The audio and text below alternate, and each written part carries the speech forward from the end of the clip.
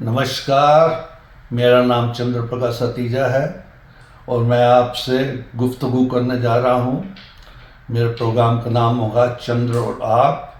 मैं वैसे पिछले 25 सालों से न्यूजीलैंड में रह रहा हूँ, लेकिन मैं दिल से पूरा हिंदुस्तानी हूँ और हमेशा हिंदुस्तान के ही सपने आते रहते हैं और हिंदुस्तान की संस्कृति उससे बहुत प्यार है। हमारी आज़ादी के 75 वर्ष पूरे होने जा रहे हैं और हम आज़ादी का अमृत महोत्सव मनाने जा रहे हैं। तो मैंने कहा कि थोड़ा सा हम अपना इतिहास, खासकर स्वतंत्रता स्वाधीनता का संग्राम है जो हमारी फ्रीडम स्ट्रगल रही है, उसके बारे में थोड़ा सा आपसे बातचीत कर ली जाए। वैसे तो हमारा इतिहास बहुत ही पुराना है और सनातन संस्कृति जो है भारत की, वो सबसे विश्व में सबसे पुरानी है। मैं शुरू करूँगा ऑलमोस्ट 700 सदी से, जब मोहम्मद बिन कासम ने हिंदुस्तान पे हमला किया 711 में। उसके बाद कितने हमारे देश पे, कभी मोहम्मद गजनी, उसने 17 बार हमारे देश पे हमला किया और वो सोमनाथ का मंदिर लूटा। उसके बाद फिर मोहम्मद गोरी 16 बार उसने हमला किया और जो हमारे सम्राट पृथ्वीराज चौहान थे, जो हमारी हिंदुओं की आखिरी उम्मीद थी, उनको धोखे से बंदी बना लिया और उनको बाद में क्रूरता से मार दिया गया। तो हमारी उसके बाद कितने जो ये थे मुग़ल वहाँ से आते रहे, आक्रांता आते रहे, हिंदुस्तान को लूटते रहे। बेशक वो बाबर था, जहांगीर था, अकबर, जहांगीर, शाहजहाँ, औरंगज़ेब, ये सब हमारे देश पे इन्होंने बहुत अत्याचार किए, बहुत ही भयानक लूटमार की, हत्याएं की। अगर रफ एस्टिमेट भी लगाया जाए तो तब से लेकर 1857 तक अराउंड 17 टू 18 करोड़ हिंदुओं की हत्या हुई, औरतों के साथ बलात्कार हुए और हमारी देश की मंदिरों को तोड़ा गया, उनको तबाह किया गया और संस्कृति को पूरी तरह से कुचलने की कोशिश की गई। लेकिन हमारी सभ्यता है जो कि आज भी जीवित है। मैं अब, क्योंकि ये स्वतंत्रता संग्राम के बारे में बात चल रही है, तो हम 1857 पे आएंगे, जब देश की में पहली बार जो फ्रीडम स्ट्रगल हुई 1857 की, सिपाही म्यूटनी भी कहते हैं, जिसमें हमारे बहुत सारे, सबसे पहले तो उसके जो थे एक मंगल पांडे थे, ब्रिटिश सेना में वो सिपाही थे। और उस टाइम जो एक एनफील्ड राइफल होती थी, एनफील्ड राइफल में एक कार्ट्रिज जो लगी होती थी, उसमें वो चर्बी या तो सूअर की या गाय की चर्बी लगा दी जाती थी और उनको काटना पड़ता था, मुंह से काटना पड़ता था, जिससे हिंदू और मुस्लिम दोनों सिपाहियों को बहुत ज़्यादा उससे तकलीफ थी और बहुत ज़्यादा उनके मन को क्षोभ होता था। तो एक कारण वो था कि अंग्रेज़ों ने जब बहुत जुल्म शुरू कर दिए और ये जो हमारे हिंदुस्तान के जो सिपाही थे उनकी फ़ौज में, तो उन्होंने एक क्रांति शुरू की, जिसको हम सिपाही म्यूटनी भी कहते हैं और फर्स्ट फ्रीडम स्ट्रगल कहते हैं।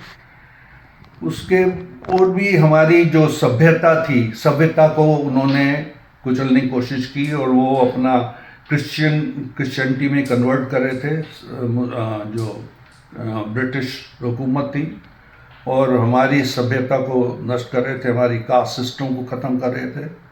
तो उसके बाद उन्होंने, जो राजा थे वहाँ पर, खासकर हिंदू राजा, तो किसी का कोई वारिस नहीं होता था, तो वो उसको आगे उसकी स्टेट को कब्ज़ा कर लेते थे, उस पर कर लेते थे, जिससे कई हमारे राजा जो हैं बहुत नाराज़ हुए, जिसमें से रानी झांसी बाई लक्ष्मीबाई एक मुख्य थी।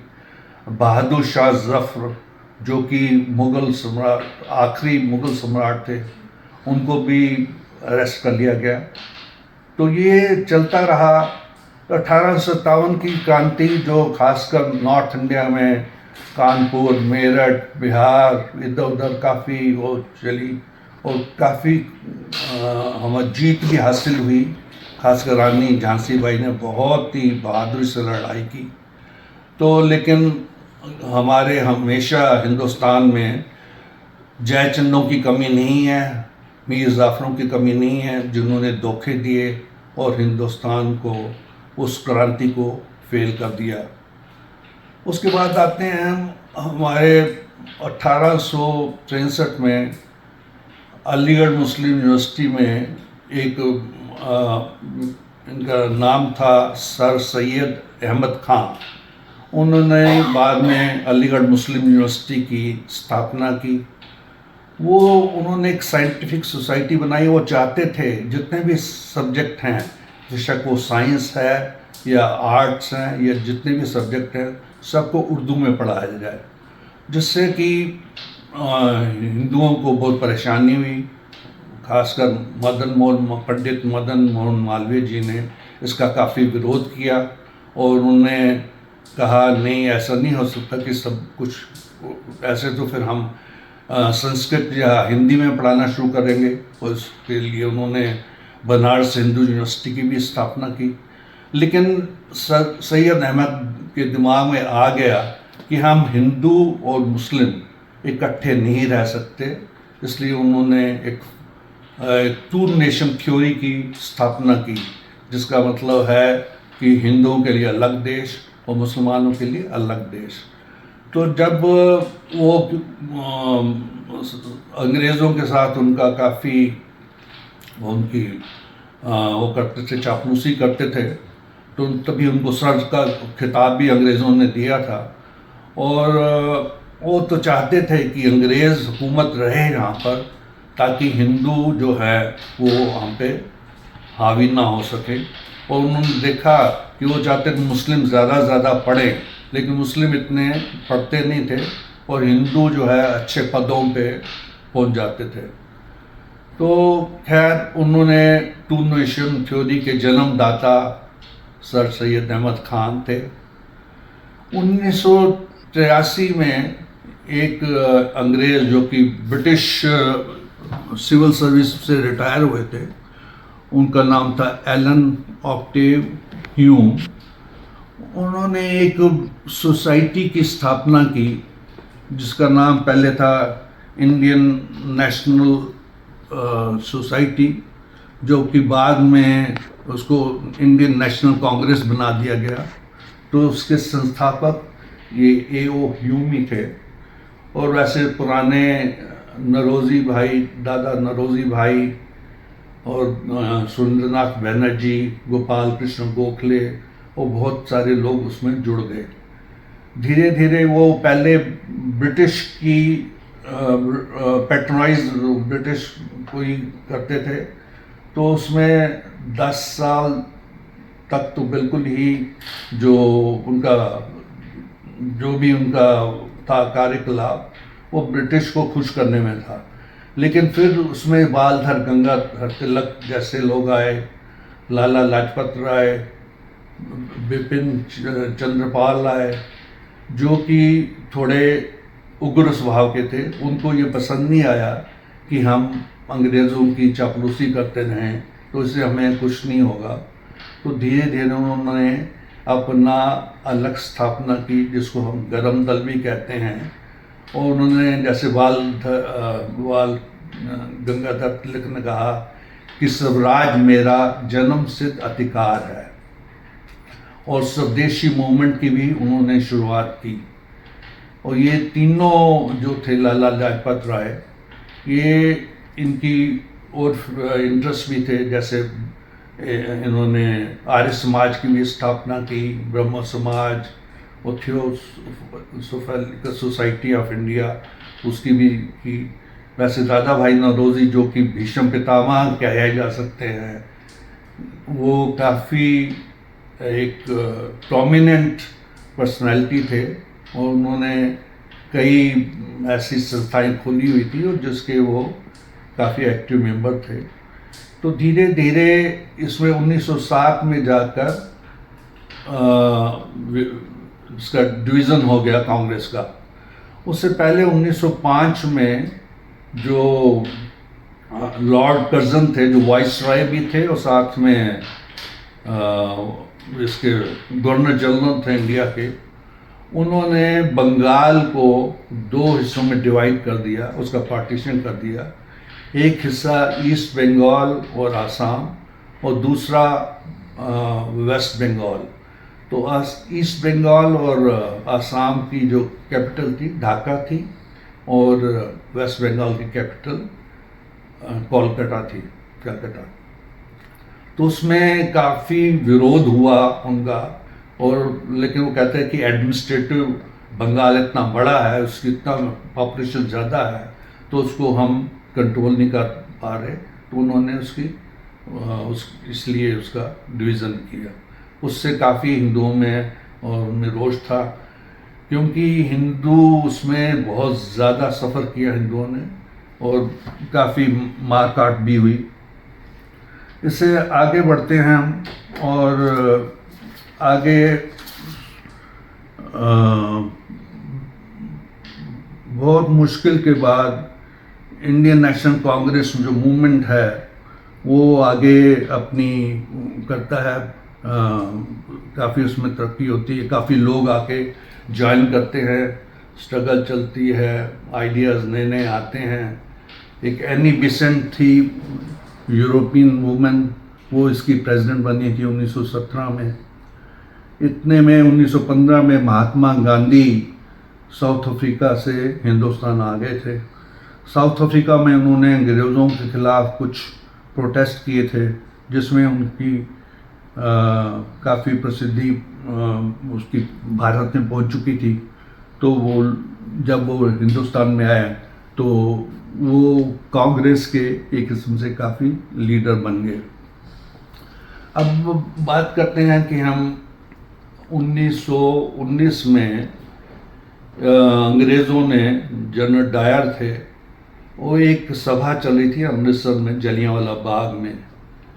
जलियांवाला बाग में जो सभा चली थी बहुत पीसफुल थी, उसमें बच्चे भी थे, औरतें भी थी, आदमी भी थे, और कुछ हज़ार लोग थे जो अपना शांतिपूर्वक भाषण चल रहे थे। बड़ा शांति पीसफुल प्रोटेस्ट था। लेकिन जनरल डायर ने बिना किसी वार्निंग दिए उन पे गोलियां चला दी, जिसमें कि अराउंड 360 लोग मारे गए और बच्चे तक मारे गए, औरतें भी मारी गई। वो सब उसका जो बहुत ज़्यादा असर हुआ सब हिंदुस्तान के लोगों में, हिंदुस्तान में जागृति आ गई कि अंग्रेज़ हम पे इतना जुल्म कर रहे हैं, हमें बर्बाद कर रहे हैं। तो उन्होंने इस बात पे बहुत ज़्यादा प्रोटेस्ट किया। यहीं पर फिर सरदार भगत सिंह, राजगुरु, सुखदेव, ये जो युवा आंदोलनकारी थे जिनका नारा था इनकलाब जिंदाबाद, तो उनको बड़ा गुस्सा था और उन्होंने प्रण किया कि हम इस हुकूमत को, जो अंग्रेज़ों की हुकूमत को, हम उखाड़ के ही दम लेंगे। तो इसका काफ़ी उन्होंने लेकिन वो भी गांधी के उस पर नहीं चलना चाहते थे। गांधी जो है कि बड़ा नॉन वायलेंस उनके प्रोटेस्ट थे, और उसमें किसी प्रकार की हिंसा की कोई गुंजाइश नहीं थी। लेकिन जो हमारे 3 पहले जो लीडर थे, जैसे बताया, बाल गंगाधर तिलक, विपिन चंद्र पाल और लाला लाजपत राय, को त्रिमूर्ति भी कहा जाता था, वो इस बात से खुश नहीं थे कि भाई ऐसे नॉन वायलेंस प्रोटेस्ट से कुछ नहीं होगा। इतने में क्या होता है कि 1920-21 में एक खिलाफत मूवमेंट शुरू होता है, जिसके शुरू करने वाले मोहम्मद अली और शौकत अली 2 भाई थे, जो कि तुर्की की एम्पायर, क्योंकि उस टाइम वर्ल्ड वार 1 ख़त्म हो चुका था और टर्की पे काफ़ी इसका वर्ल्ड वार 1 का असर पड़ा था और टर्की डिवाइड हो गया था। तो उन्होंने चाहा कि हम खिलाफत मूवमेंट, ताकि खलीफा, ऑटोमन एम्पायर का जो खलीफा है उसका रूल चले, जिसका भारत से कोई संबंध नहीं था और जिसका अंग्रेज़ों से भी कोई संबंध नहीं था। लेकिन महात्मा गांधी जी ने उनका साथ दिया और खिलाफत मूवमेंट चला, जो कि 4 साल तक चलता रहा। और इसमें एक बार 1921 में जो केरला, जिसको मालाबार रीजन है वहाँ के मोपला मुस्लिम ने नरसंहार किया हिंदुओं का। पता नहीं, कहते हैं 10 से 15,000 हिंदुओं को मार डाला, उनकी औरतों का बलात्कार हुआ और सब उनके परिवार के सामने हुआ। कहीं तो बच्चे, जो प्रेग्नेंट लेडीज थी, उनकी तलवार से पेट काट दिए गए, और जो अभी बच्चे बाहर भी नहीं आए थे उनके लोथड़े निकाल दिए, जो चीलें कौवे खा गए, कुत्तों ने खाई। और कई जगह तो माँ मर गई है लेकिन बच्चा साथ में पड़ा हुआ है। तो ऐसे जुल्म किए, ऐसे अत्याचार किए, जिसका कि पूरे देश में खूब विरोध हुआ।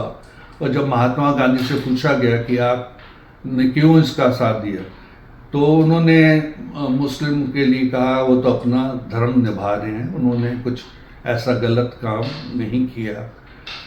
तो वो एक श्रद्धानंद स्वामी, जो कि आर्य समाज के स्वामी थे, उन्होंने भी बड़ा प्रोटेस्ट किया। उन्होंने भी महात्मा गांधी से कहा ये तो हिंदुओं के साथ अत्याचार है, आप कैसे कर रहे हो।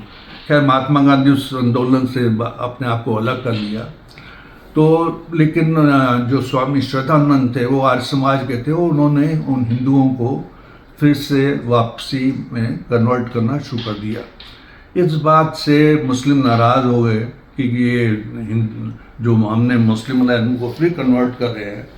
तो एक अब्दुल रशीद नाम का था, उसने उनकी श्रद्धानंद स्वामी की हत्या कर दी। और हत्या कर दी तो जब लोगों ने, मतलब गांधी जी ने फिर भी उसका अब्दुल रशीद का साथ दिया और अपने जो कन्वर्ट हो रहे थे हिंदू, उनको कहा ये क्या ज़रूरी है उनको कन्वर्ट करना, उनको जो बन गए हैं, मतलब उन्होंने फिर मुस्लिम्स का साथ दिया। तो इस बात पे हिंदुस्तान में काफ़ी रोष हुआ। लेकिन है कि उस टाइम जो कांग्रेस के महान बड़े लीडर यही थे, महात्मा गांधी, वो काफ़ी लोग उनसे प्रभावित थे। तो ये चलता रहा। आज हम इसको यहीं समाप्त करते हैं और अगले एपिसोड में फिर और आगे की हमारी जो स्वतंत्रता संग्राम है या क्या हुआ उसके बारे में बात करेंगे। आपका बहुत बहुत धन्यवाद। आपने ध्यान से सुना और आशा मैं करता हूँ कि आप आगे के एपिसोड भी देखते रहेंगे और अपने विचार मेरे ज़रूर भेजेंगे, कमेंट्स भी भेजेंगे। धन्यवाद आपका, बहुत बहुत नमस्कार।